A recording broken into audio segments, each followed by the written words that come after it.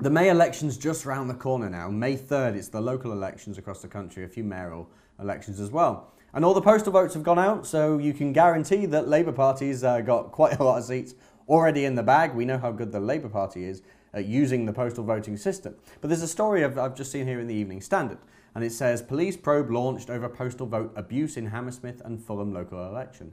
Who would have thunk it, eh? It says Scotland Yard is probing allegations of postal vote malpractices in a key borough for the May 3rd local elections. 11 cases in Hammersmith and Fulham have been reported to police, including some where residents say they've been issued with postal votes they did not request. Officers are understood to have spoken to some individuals who believe they were tricked into applying for a postal vote. Now, what we've seen in the past is what happens is families, immigrant families with a lot of people in the house will all get postal votes, and the local candidate from a particular party will help them fill it in. And of course, they guarantee themselves lots and lots of lovely votes. There's also just flat out fraud, which we saw in Tower Hamlets. But seeing this and thinking about the postal vote thing, because I know how hard it is, especially for smaller parties trying to break through, because I've done political campaigns for years. The postal vote is a nightmare because, you know, the minute those postal votes go out, if you've not done enough campaigning yet, if your few men on the street haven't got enough leaflets out yet, then you're going to get hammered by Labour. But I found some statistics I just wanted to share with you just to go with this story.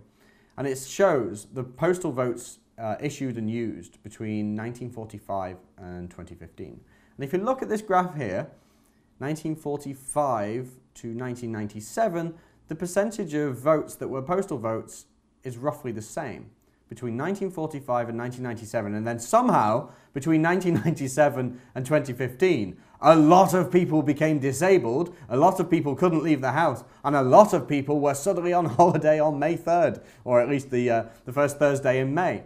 So isn't it interesting how between 1997, we've gone from, what's this number here? It's literally just a handful of percentage points in 97 to 20% in 2015. Now, what does this tell you? Are we to believe more people are disabled, more people are on holiday, or more people are just too lazy to go out and vote? Or is something going on here? Are political parties encouraging people to get the postal votes out because it guarantees them early votes, easier votes, and they can kind of control what people do when they help them fill it in? Just something to think about. I really want to see postal votes scrapped, actually. I think you should really have to prove that you categorically 100% cannot make it to the polling station that day. If you're, I don't know, if you've got cinema tickets planned that day, then sorry, it's either vote or go to the cinema. But if you're in hospital with a broken leg, then fair enough. So I think it's time we reviewed the postal vote system. What do you think? Actually, why not? Look, go in the comments of this video. I've seen a lot of YouTubers do this. Maybe we should start doing it as well. Let me know in the comments what you think. Should we get rid of the postal vote system, or is it too important? If you like that and want to see more, please like and subscribe, and also download the Rebel app from the Google Play Store and the Apple App Store.